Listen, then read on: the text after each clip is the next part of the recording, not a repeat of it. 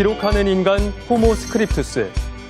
머나먼 옛날 동굴에 그림을 그리며 자신의 흔적을 남기고자 했던 인간의 기록 본능은 디지털 시대인 오늘날까지 계속해서 이어져 오고 있습니다. 각종 도구와 다양한 매체의 발달로 원하기만 하면 누구나 작가가 될 수 있는 시대. 그러나 글을 쓴다는 건 여전히 쉽지만은 않은 작업인데요. 오늘 EBS 교육저널에서는 글쓰기에 대한 막연한 두려움을 극복하고 자신의 삶을 기록하는 방법에 대해 함께 알아보겠습니다.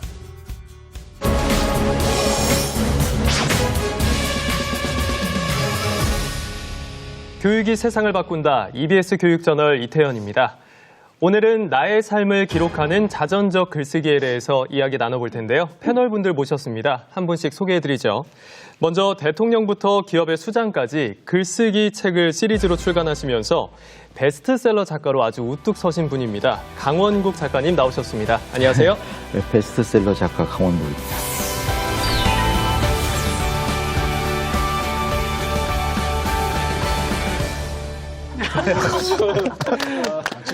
네, 글쓰기에 관심 있는 분들이라면 아마 한 번쯤 우리 강원국 작가님의 책을 읽어보셨을 겁니다. 그래서 저도 오늘 굉장히 기대가 되는데요. 방송 시작 전에 인터뷰 내용을 살짝 찾아봤더니 앞으로 뭐 주부의 글쓰기 그리고 회사원의 글쓰기 시리즈로 출간하실 글감이 굉장히 많이 준비되어 있다고 얘기를 들었습니다. 글감은 이제 다 썼고요. 제가 경험한 것은 이미 다 이제 책으로 써먹었고, 이제는 그 제 경험이 아니고 대상을 중심으로 이제 책을 좀 써야 되겠다. 예, 공직자의 글쓰기, 청소년의 글쓰기, 아내의 글쓰기. 그 시장은 무궁무진한 것 같아요. 이런 장기적인 플랜을 갖고 계시는군요. 네, 뭐 조만간에 이제 하나씩 선보일 겁니다. 네. 오늘 저희 방송을 통해서도 글쓰기 노하우에 대해서 많이 기대해 보겠습니다. 그리고 맞은편에 글쓰기 비법을 전수해 주실 분이 한 분 더 나와 계십니다. 오은 시인님 나오셨네요. 안녕하세요. 안녕하세요. 시쓰는 오은입니다.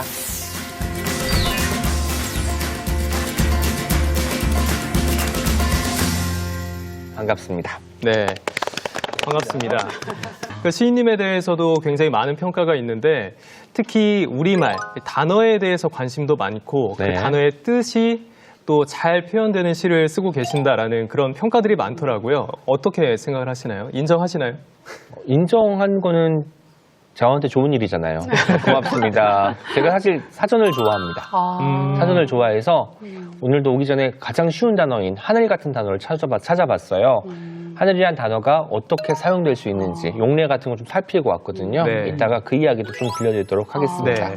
언어 유희에 굉장히 능하신 시인으로 알려져 있으신데 오은 시인님의 글쓰기 노하우도 오늘 기대해 보겠습니다. 그리고 옆쪽에 비교교육학자 김선 박사님 나오셨고요. 네, 안녕하세요. 김선입니다. 나중에 소설가가 꿈이에요. 네, 그래서 강원국 작가님과 오은 시인님께 좀 배우고 싶어서 이 자리에 나오게 된 김선이라고 합니다. 네, 반갑습니다. 네, 그리고 맞은편에 EBS 교육 전문 기자 황대훈 기자 오늘도 함께합니다. 네, 황대 기자입니다. 네, 오늘도 좋은 교육 소식 많이 전달해 드리겠습니다. 네. 그리고 방송인 크리스 존슨 씨 함께하십니다. 안녕하세요. 네, 안녕하세요. 오랜만입니다. 글을 잘 쓰고 싶은 남자 크리스 존슨입니다. 반갑습니다. 네, 반갑습니다. 오늘 이렇게 글쓰기에 일가견 있으신 분들을 저희가 패널로 모셨습니다. 저는 개인적으로 글을 굉장히 잘 쓰시는 분들을 보면 이분들은 타고난 게 아닌가, 아니면 이분들 정말 열심히 노력해서 이렇게 노력의 산물인가? 라는 생각을 하면서 어떤 게 맞는 건지 굉장히 고민이 되기도 하고 궁금해지는데 강원국 작가님 같은 경우에는 전자이신가요? 후자이신가요? 본인은 타고났다고 생각하시나요? 물론 이제 그렇게 타고났다고 말하고 싶죠. 저는 근데 글 재능이라는 게 도대체 뭔지 모르겠어요. 그게 무슨 문장력 이런 거 어떤 통찰력 아니면 공감력 무엇을 말하는 건지 도대체 재능이라는 게. 근데 저는 그런 재능은 없는 것 같고요. 단지 이제 그 오래 앉아 있을 수 있는 힘 같은 건 있는 것 같아요. 무엇보다도 가장 큰 재능은 좀 자신감 아닌가 싶어요. 네, 눈치 안 보고 네. 자기 할 말 하는 자신감. 버티는 힘과 자신감이라고 말씀을 해주셨는데 사실 작가님 같은 경우에는 일반 독자들 사이에서 청와대에서 대통령 연설문을 쓰신 분으로 굉장히 잘 알려져 있습니다. 그 과정이 굉장한 우연한 기회였다라는 이야기를 또 들었는데 어떤 과정이 있었는지 좀 소개해 주실 수 있을까요? 예, 그 대학 졸업하고 일반 기업에 입사했고요. 네. 그 기업의 회장이었던 분의 이제 연설문을 쓰게 됐고요. 그분이 이제 당시 전경련 회장이셔서 청와대 김대중 대통령 경제연설 쓰는 행정관으로 들어가게 됐고요. 그리고 이제 노무현 대통령 연설 비서관을 하게 됐고요. 또 우연한 기회에 이렇게 글을 쓰게 됐다, 연설문을 작성하게 됐다라고 말씀을 해주셨습니다. 자, 그런데 이렇게 또 우연한 기회에 등단을 하신 분이 바로 제 왼쪽에 앉아 계십니다. 오은 시인님도 우연한 기회에 등단을 하셨다고요? 사실 왜냐면 제가 등단이라는 것을 어떻게 했냐면 네. 제가 재수를 했는데 독서실에서 공부를 했어요. 너무 갑갑한 거예요. 답답하고 gat혀 있는 것 같고. 그래서 그때 심경을 글로 이제 끼적이기 시작했죠. 네. 근데 그걸 본 형이 시 같았대요, 그게. 그래서 여기저기 투고를 한 거예요. 그래서 얘 형 친형이요. 친형은 그 당시에 제 시가 제 인생의 최고의 시들이라고 말을 하더라고요. 지금 시는 초심을 잃었다고 평가를 하는데, 그래서 그때 정말 그 진액 같은 시겠죠. 네. 갇혀서 이제 썼으니까. 우연찮게 시인이 됐지만 지금은 굉장히 필연적으로 글을 쓰고 있다고 느끼는 사람입니다. 네. 듣다 보니까 이 두 분의 사연, 단순한 우연이라기보다는 글쓰기와의 만남이 운명적인 사건이 아니었나라는 생각이 듭니다. 자, 오늘 방송을 보고 계신 시청자 여러분께서는 글쓰기와 관련해서 어떤 생각을 갖고 계신지 매우 궁금해지는데요. 저희 EBS 교육저널 홈페이지 이벤트 게시판에 여러분들의 의견을 많이 남겨주시기 바랍니다. 의견 남겨주신 분들 중에 추첨을 통해서 소정의 선물을 보내드리겠습니다. 기록의 시대, 나의 삶을 기록하는 글쓰기라는 주제로 함께하고 있는데요. 자서전이라고 하면 어떤 느낌이 드세요, 크리스는? 일단 굉장히 부담스러운 느낌이 들어요. 제가 얼마 살지도 않았는데 네. 머리에 피도 안 말랐는데 제가 감히 쓸 자격 있는가 네. 이런 의심도 들고요. 근데 생각해 보니까 옛날에 제가 좀 이른 나이 13살 때 제가 쓴 적이 있어요. 네. 선생님이 시켜서 썼는데 거기 막 사진도 갖다 붙이고 뭐 친척 뭐 외할머니 쪽 거기 친할아버지 쪽 다 인터뷰하고 썼는데 쓰다 보니까 굉장히 막 자신감도 왔고 나는 이렇게 대단한 사람이다 이런 생각도 들었고요. 그럼 미국에서 학교를 다닐 때 쓰신 거예요? 네. 영어로 쓰셨겠네. 영어 잘하기 때문에 100% 영어로 했어요. 네. 근데 쓰다 보니까 자신감도 왔고요.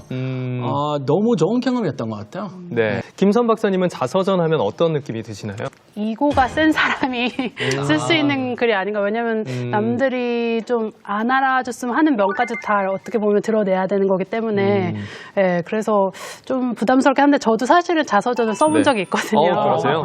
예, 제가 민족사관고등학교를 다니다가 이제 영국 옥스포드에 유학을 가게 됐는데 그 유학 가게 된 그 동기라든지 뭐 공부법이라든지 이런 거를 좀 대중들한테 알려줬으면 싶어서 이제 출판사에서 제의가 와가지고 썼었는데 그때 쓴 글 보면 정말 좀 손발이 오그라들 정도로 너무 부끄럽고 한데 그 글쓰기를 한 7개월 정도 했던 것 같은데 지금 생각해보면 정말 좋은 경험이었어요. 제목이 네. 어떻게 되세요? 안녕하세요. 저는 대한민국의 학생 김선입니다. 굉장히 긴 제목이네요. 제목이 여자 이름이 들어갔어요. 한국의 글쓰기 같은 너무 지금 제목을 생각해보면 하셨네요. 좀 부끄러운데 그래도 그 경험 자체는 굉장히 저한테 도움이 많이 됐던 것 같아요. 처음에 말씀하실 때 자서전에 대한 이미지가 자아가 강하고 자기애가 큰 사람이 쓰는 것 그렇죠. 같다라는 말씀하셨는데 네. 당시에 자아가 굉장히 성숙되고 자기애가 큰 상태였나요? 예, 정말 이고가 충만했던 사춘기 시절을 보내다가 이제 엄마가 되고 이러면서 많이 네. 그게 축소가 된 것 같습니다. 네, 이렇게 이야기를 나누다 보니까 자서전 하면 특별한 사람들만을 위한 특권처럼 느껴질 수가 있는데요. 그런데 요즘에는 아주 큰 변화가 있다면서요?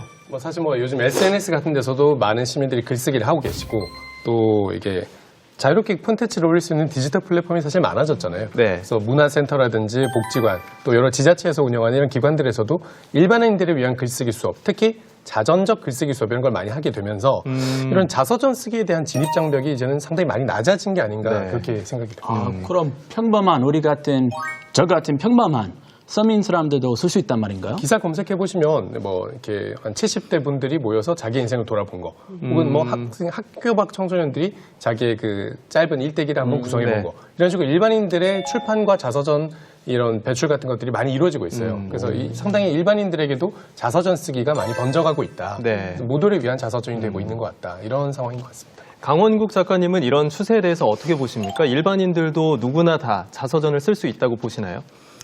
일단 그 진입 장벽이 낮아진 거 우리 황 기자님 얘기 이제 그런 측면이 있는데 네. 더 중요한 것은 오래 살게 됐다는 거죠. 그 과정에서 이제 자기 삶을 정리해 보고 싶고 이렇게 글을 쓰고 싶은 분들이 확실히 많아진 것 같아요. 오은 시인님께서는 어떻게 보십니까? 뭐 개인적인 자서전 쓰기 가능하다고 보시나요? 네, 가능하죠. 사실 자서전 하면은 회장님, 뭐 정치인, 유명 농구 선수 이런 네. 사람들이 쓰는 것 같은데 네. 일반인들의 인생이라고 해서 누구의 인생이든 소중하지 않은 게 어디 있겠습니까? 네. 이걸 발견하는 게 자서전 쓰기 같고요. 실제로 독립출판 같은 것이 가능해지면서 이런 추세에게 약간 붐을 가져다 준 것 같습니다.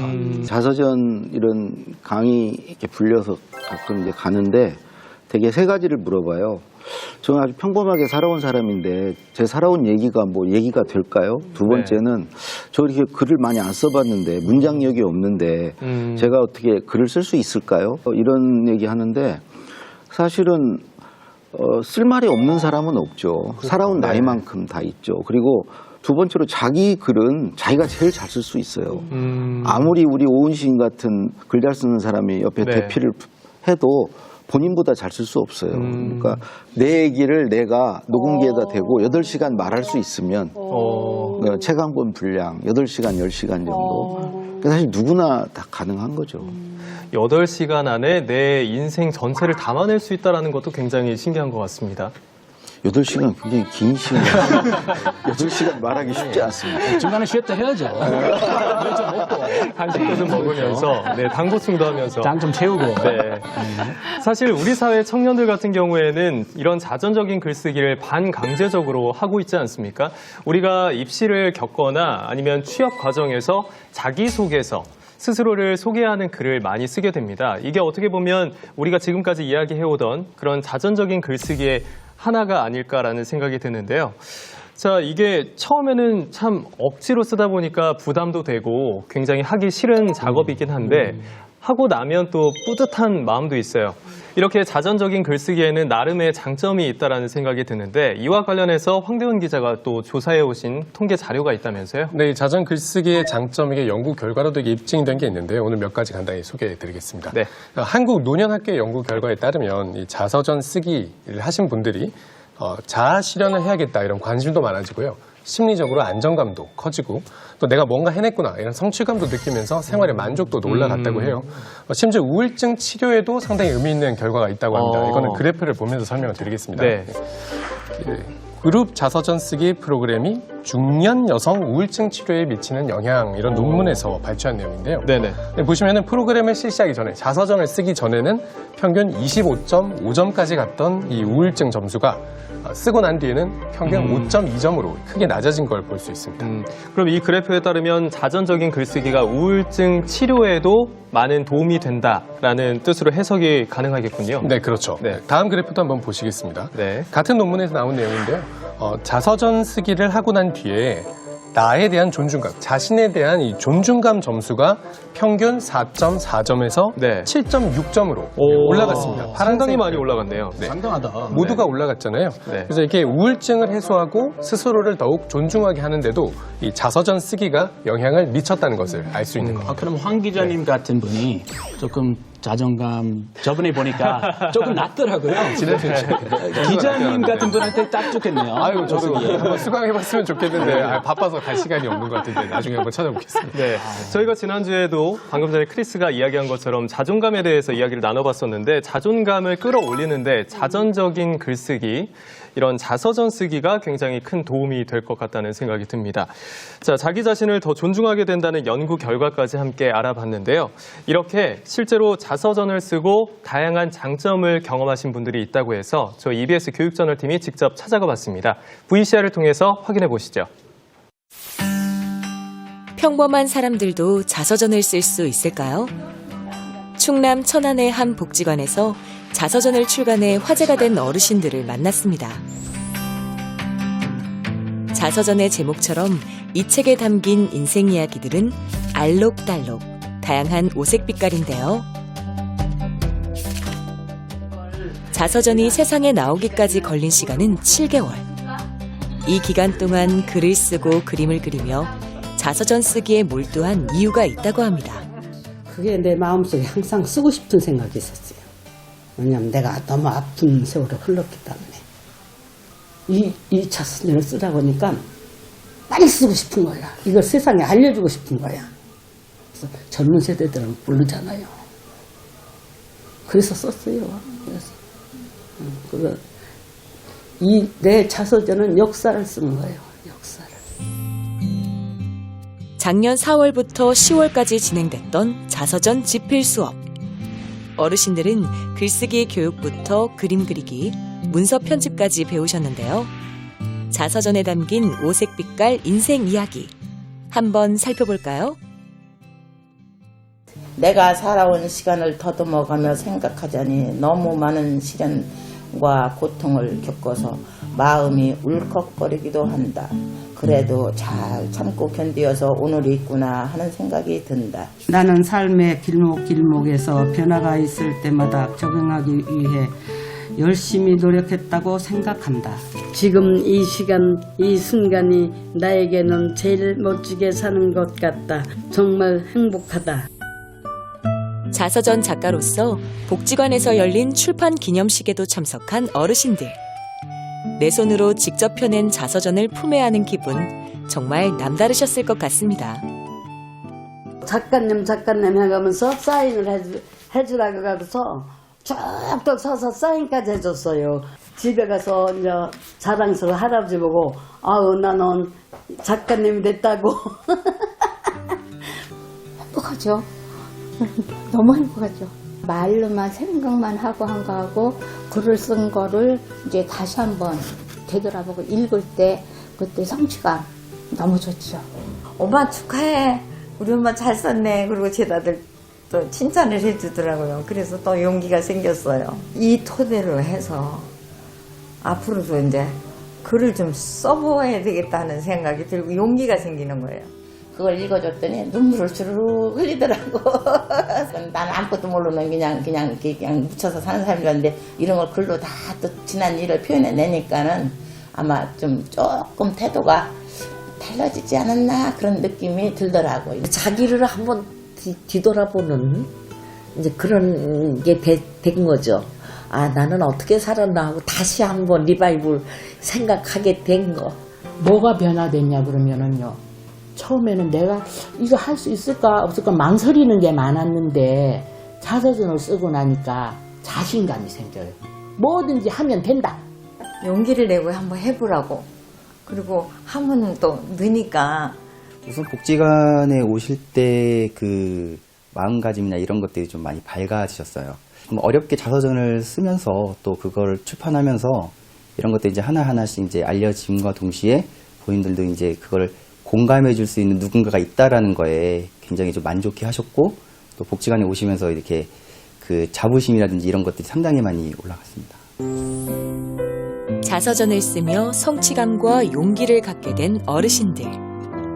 이분들에게 자서전은 힘겨웠던 과거를 위로하고 새 희망을 품게 해주는 선물이 아니었을까요?